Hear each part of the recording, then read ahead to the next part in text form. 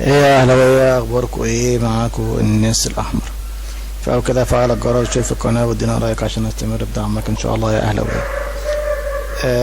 في الاول كده، في عبد المنعم عاوز يرجع، فانت يعني مع ولا ضد عبد المنعم يرجع؟ انا برايي عبد المنعم لو رجع تبقى مكسب كبير جدا جدا جدا للنادي الاهلي.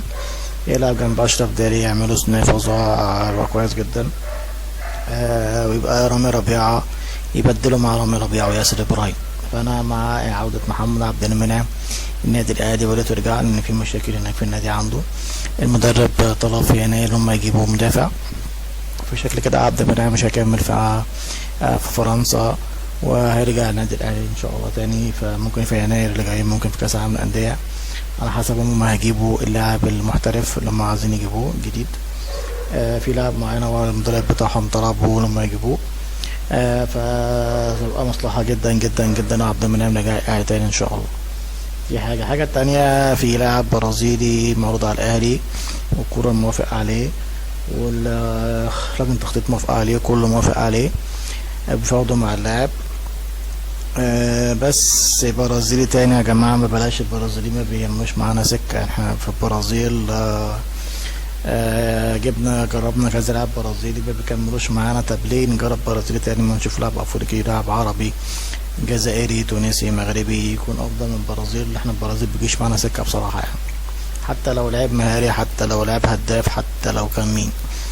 بس انا يا ريت كابتن محمود الخطيب بلاش اللعب البرازيلي. يا كابتن محمود الخطيب، البرازيليين ما بيمشوش معانا خالص حتى لو هم نجوم في فريقهم. يا ريت الخطيب، كابتن محمود الخطيب وكابتن كولر بلاش لاعب برازيلي ده، مش هيجيب معانا سكه يا جماعه. نفكر في لاعب عربي، لاعب افريقي يكون كويس احسن من البرازيل. تالت حاجه بقى حبينا نتكلم فيها هو موضوع زيزو. مضى الاهلي، زيزو هيجي الاهلي، زيزو مش عارف ايه. احنا مش عاوزين زيزو، احنا كاهلي مش عاوزين زيزو، يعني مش هيفرق معانا في حاجه زيزو. يعني زيزو اساسا مستواه الايام الفتره اللي فاتت دي في النازل مش في الطالع يعني. فاحنا نجيب زيزو نعمل بيه ايه يعني؟ مع احترامي لزيزو اللي هو لاعب كويس وكل حاجه يعني خلصنا، بس كاهلي مش محتاج زيزو يعني. بجد الاهلي يبقى غلطان لو جاب زيزو. يعني زيزو ده مش هيفرق معانا في الاهلي كتير يعني. فيا ريت الموضوع ده يطلع اشاعه ما يطلعش حقيقه، ان احنا فعلا عندنا لعيب احسن من زيزو. ممكن نجيب لعيب احسن من زيزو في مكانه، في حتته، يكون سريع ويكون قوي. لكن زيزو مع احترامي ليه مش هيفيدنا في اي حاجه خالص. فانا مش مع ان احنا نجيب زيزو الاهلي. وكلام زيزو اللي وقع الاهلي ده كلام اعتقد ان شاء الله باذن الله يكون اشاعه ما يكونش حقيقه.